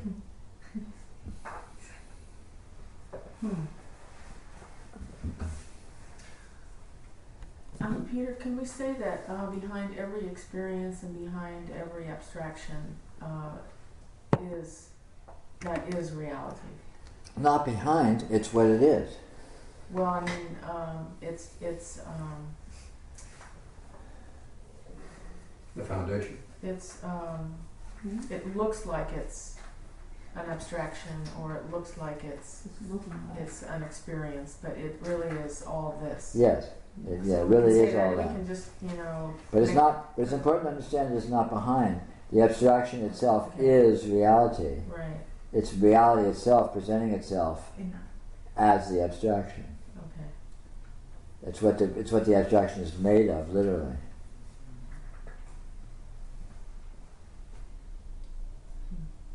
So again, there's no hierarchy of reality where there's some real reality that's in the background and then some lesser reality or falsehood that's in the foreground. It's not like that.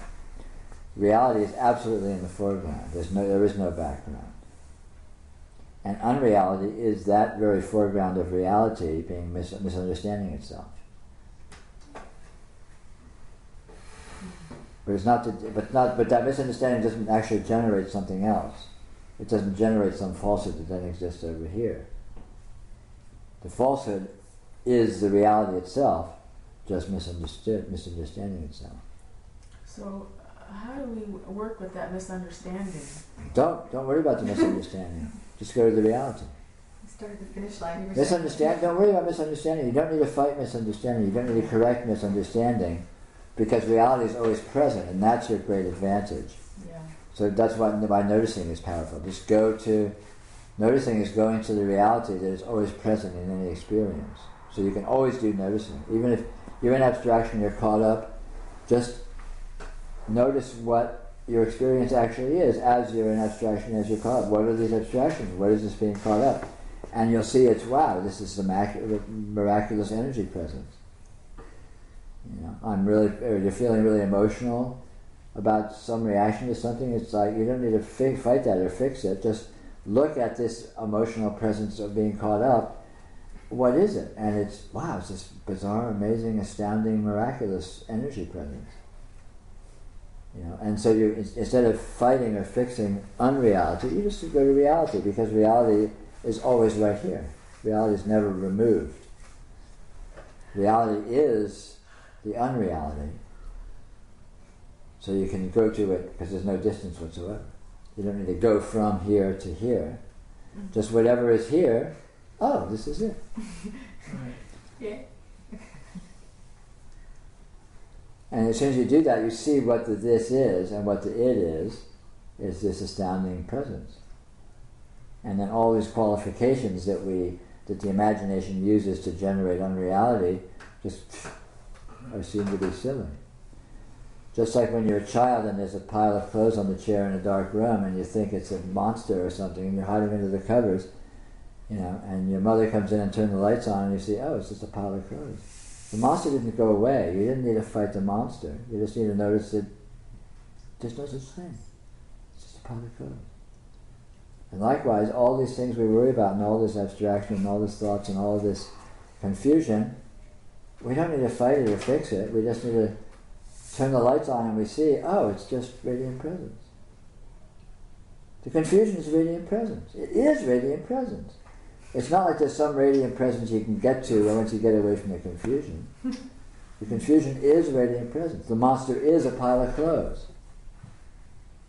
The thought is radiant presence. The abstraction is radiant presence. Seeing is radiant presence. Feeling is radiant presence. You don't need to get away from this and get to this. There's only this. And whatever you're calling it, it is actually just radiant presence. And that being the case, that's a kind of a nice little advantage to have. The monster's just a pile of clothes, so fuck it. So the inherent intelligence is what wakes up, not the person, so to speak. Well, yeah. The person is a fantasy. The person is just another monster. There's only a pile of clothes. Right. There's only the inherent intelligence, which is not a person, but it's the only person. Yeah. The inherent intelligence is you, but it's not a human being. The inherent intelligence is you, but it's not Leif. Right. The Yeah. inherent intelligence is That's this. the hard one. Right. So Leif's not going to wake up, but inherent No. intelligence is going to wake up. But Yeah. If it Yeah. that's what it wants. And then when that happens, the inherent intelligence notices that Leif is just a particular aspect of energy pattern that seems to be around sometimes and comes and goes. Just like Right. other aspects of energy pattern seem to be around sometime and come and go. I see it. Yeah. Right. But the energy patterns, I mean, at least in my experience, they do change Yeah. more than I'm noticing. I just, Yeah, they change. you know, things miraculously are shifted in Yeah. ways that I would never think would happen. Yeah, the energy patterns are always just, they're dancing around like crazy. Right. So what I was saying at the beginning of the talk was, if I was feeling like uncomfortable about everything, that's just a story of the radiant presence is having. Yes. It's just an interpretation of the radiant presence. Right. You're looking at the radiant presence and calling it uncomfortable. Yeah. Right. Well, radiant presence. Or And I'm looking at myself and calling myself me that's uncomfortable Yeah. too. All that. yeah. All that. Yeah. Yeah. All labeling is just spin doctoring of the radiant presence. Right. So it's not getting more comfortable with what's going on No. here.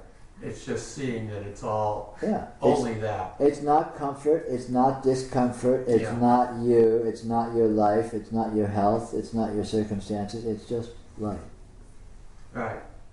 And at that point, all of these various other qualifications become moot. They're irrelevant. Right. They're misunderstandings. The monster is just a pile of clothes. Right. The discomfort is just a field of light. Right. Literally, that's what it is. Yeah. That's all. That's the only thing that's there. Yeah, well, that's what it felt like. Kind of a big glob of sensation. Yeah, glob of sensation. Forget about field of light. Glob of sensation. Better technical term. Not as pretty as radiance, but you know. More visceral.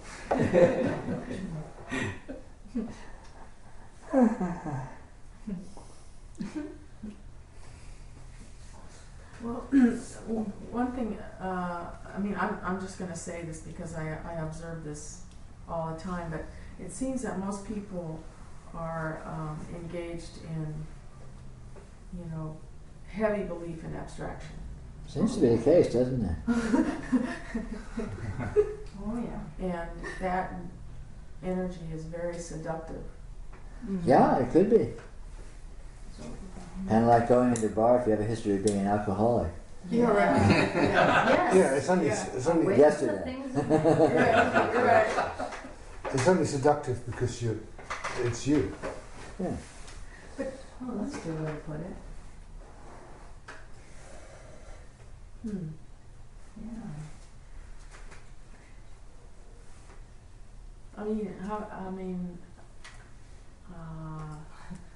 Can you validate that? I actually don't understand that. How is it me? Clarify that. Is it my? It must be my experience then. Karma? It's aspects of your own energy Yeah. that you have a tendency to go to because you have a notion that going there is in some way attractive Oh, or valuable. What Well- he said. In other words, Thanks for clearing in that other up.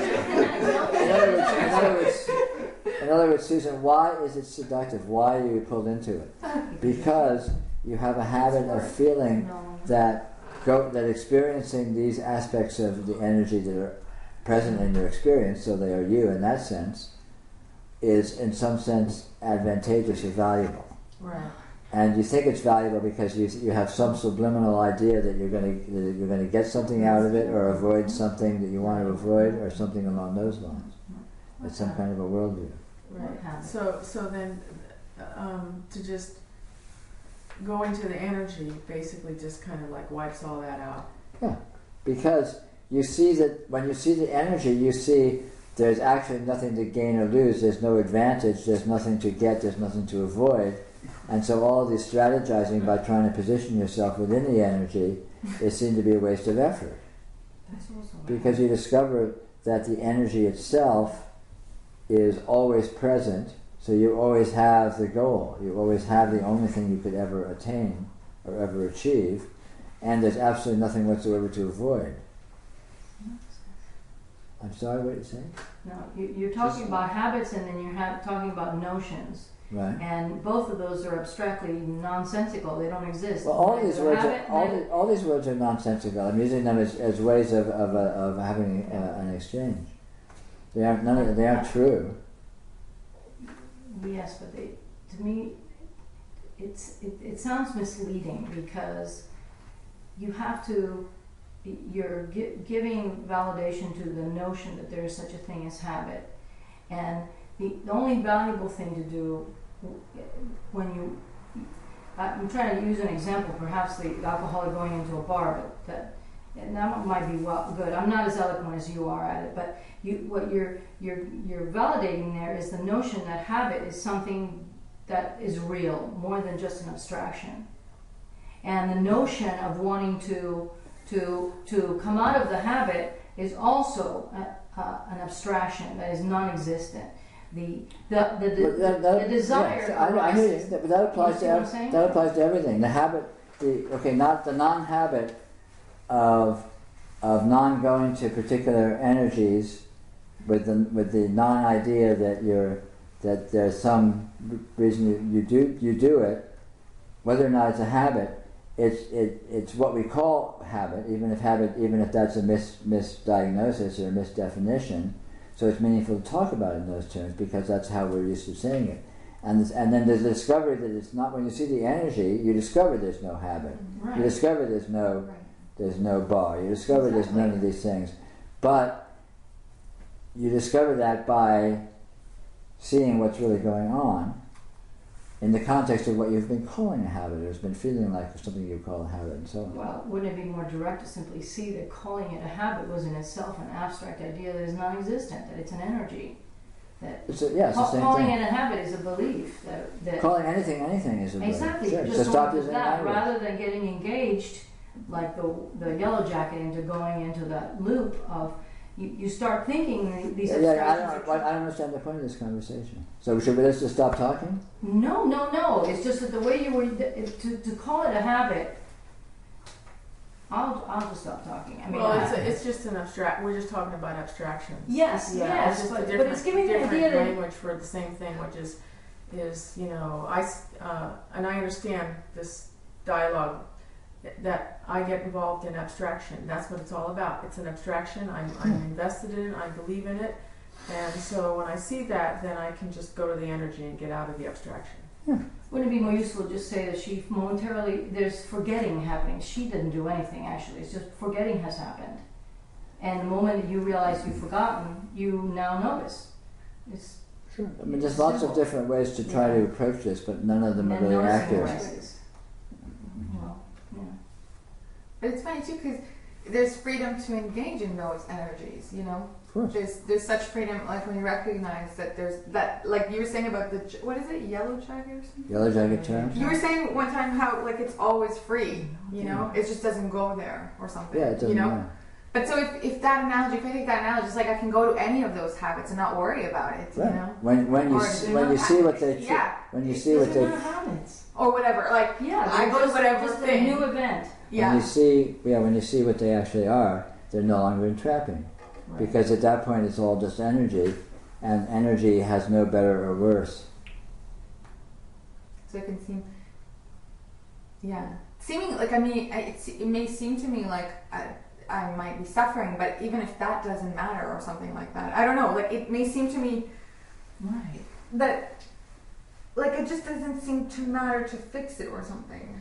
I don't know, it's like you were mentioning something when about how you had these two simultaneous ways at the same time. Do you remember that? No. Before it was integrated, before you felt like you were integrated. Oh, right. You were saying that there was something about it seemed simultaneous or something? Right. Like two different. maybe I'm what was Well, what about that? What about the two ways? No, it just seems like there's like it will seem like I go into some sort of a trip or a suffering, and I'll see that, Right. and it seems like at the same time I'm seeing that there isn't suffering. Right. So.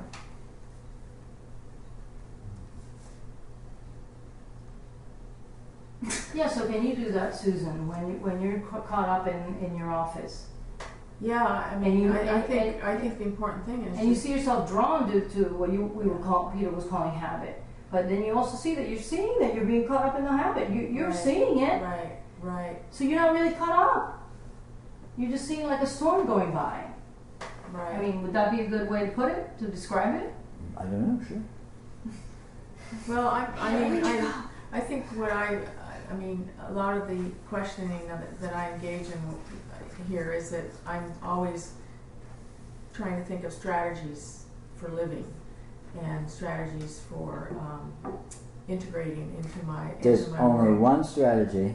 And it's noticing. Noticing. Go to the energy. That's it. And That's what You don't need. Well, You don't need multiple strategies. all this discussion was about how much power we have to do anything, and it doesn't seem like we have much power to do much of anything. That it's going to come when it comes and not when it's not. Yeah, but don't use the argument that you have no power Right. to stop you from exercising your power. Yeah, right. That's the. Don't use the argument these arguments to disempower yourself. The fact that you can't choose to do anything, don't let that stop you from choosing to do things. The fact that you can't do noticing, don't let that stop you from noticing. Yeah. Right. You are extremely powerful. Yeah, you're all power. All powerful. But there's a flavor to noticing too. Certainly. You know, I mean, noticing. It's the flavor of the inherent intelligence. Good boy. Yeah. Yummy. Yummy is the flavor. I mean, even though the inherent intelligence is spinning off all of this abstraction, and you know, you're kind of like, you know, spun along with it all. You can still go. I mean, at least this has been my very brief experience. I mean, I can still go to the energy, and I can, you know, sometimes I feel that fullness and that completeness and that power and that source. Yeah. And that's really That's everything right there. Yeah. That's it. Just do that whenever you can. Just go to the energy, go to that fullness, and game over. I mean, that comes when it wants to come. I mean, it doesn't come all the time. But No, but go to it whenever you can. Do it whenever you can, and every time you do, it will be more. It'll be stronger. It'll be longer, and it'll be cumulative and be easier to do the next time. And eventually, you'll just be aware. It'll be very obvious that that's where you always are and always have been.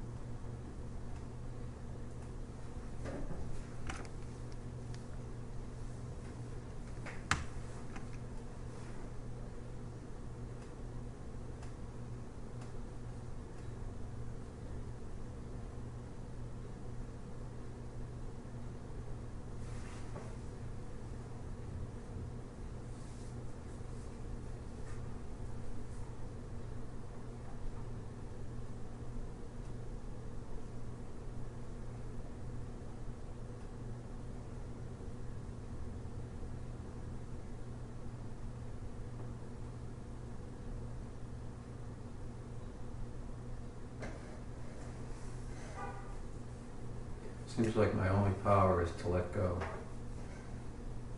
Cool. Exercise it.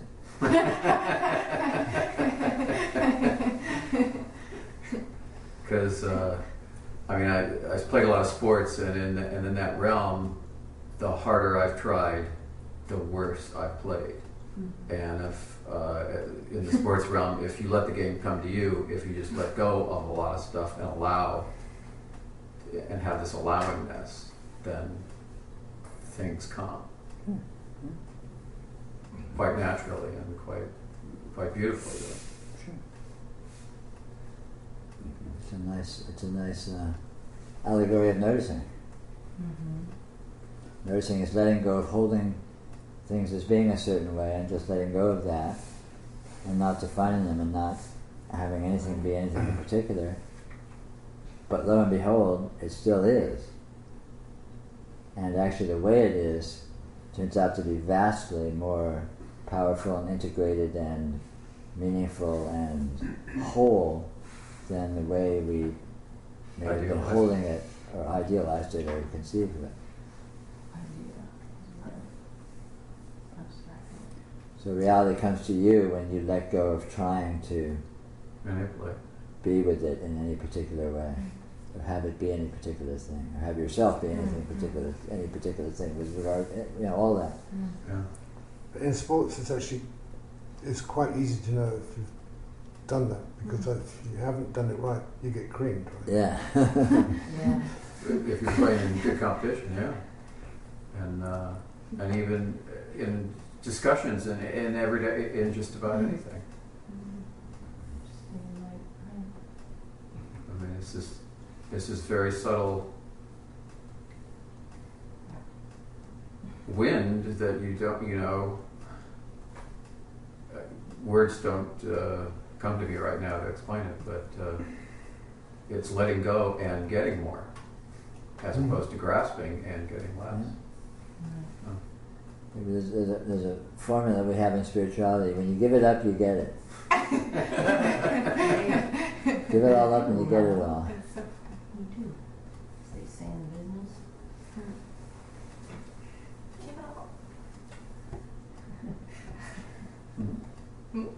Earlier, you were talking to Dean about the non-objective nature of reality. Was that? Yeah. He was alive. I don't recall, but I'll sure. What about it? Yeah, well, what about that? You brought it up. It's hearsay. You said. He said, she And said. then you usually say, well, when you see what this is, Right. as if there is some way that it is. Yeah, there is a way that it is, but it's not a way. It is exactly as it is. Well, that non-objective nature of reality kind of threw me for a loop, because I thought I don't there is think. kind of a... I don't remember the context of the conversation if I said that. I wouldn't think that non-objectivity or objectivity or subjectivity are really particularly relevant categories. But it depends on the context of the conversation, which I don't recall. I mean, what this is it could be said to be absolutely objective. It could be said to be absolutely subjective. But it's not actually either, because objectivity and subjectivity only have meaning with regard to each other, and neither of them actually exists. So, anyway, kind of a can of worms. Well, it's like,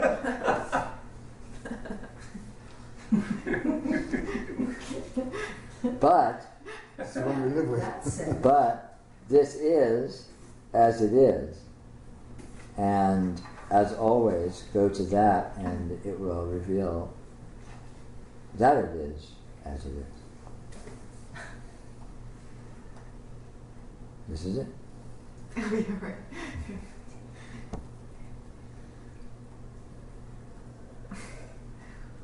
Is it objective? This is it. Is it subjective? This is it.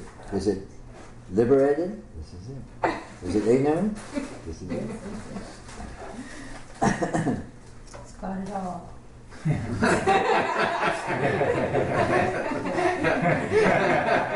Long golf.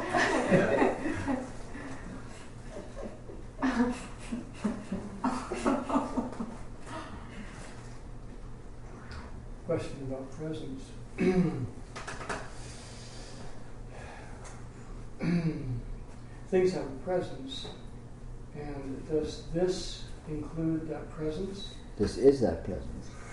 That presence is one of the clearest demarcations and one of the most obvious characteristics of this. The presence that things have is actually non-existent. It's actually the presence that this has. I found myself sometimes looking really hard at an object, trying to get to this. Right. But what is more real for me is the presence of that object, Yes. which is really not that object. Right, exactly so. The presence of the object is not the object, and that presence is this. That presence is exactly this. That presence is exactly what I mean by radiant presence. And the only reason I call it radiant is maybe confusing. Radiant gives the implication that it's like flying across the room or something. It's radiant in the sense that it is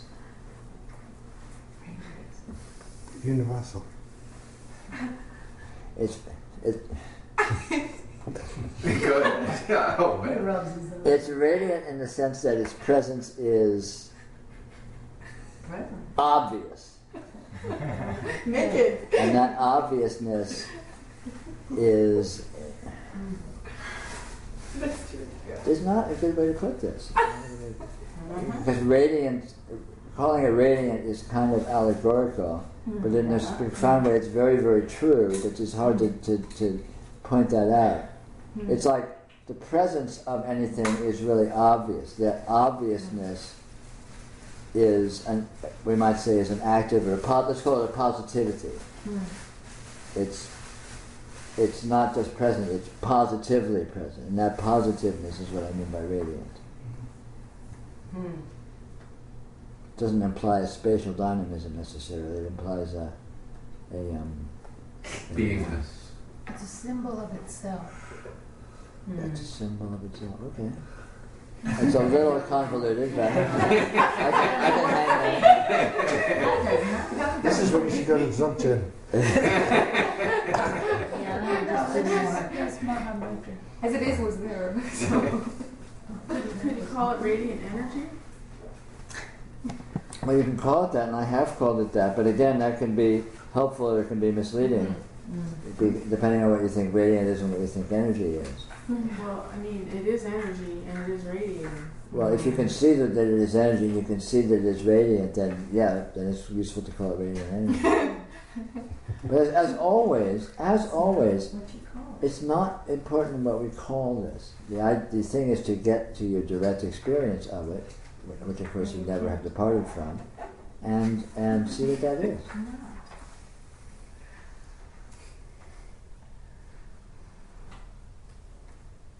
So don't worry too much about terminology. The terminology is, at best, useful expedience, and at worst is just a stumbling block.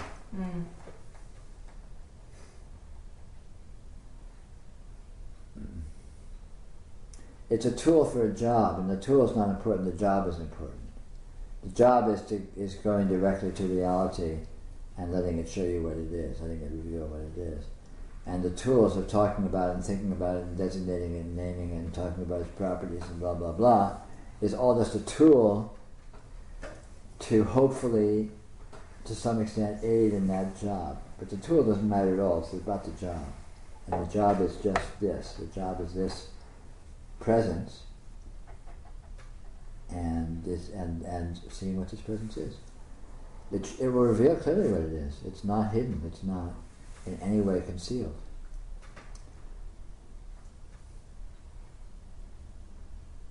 The only thing that conceals it is itself, and of course itself is what reveals it, so it's concealed by what reveals it. So you just go to it and it will reveal itself. And on that note, I think I'll bid everyone a fond good evening. Good night out there in TV land.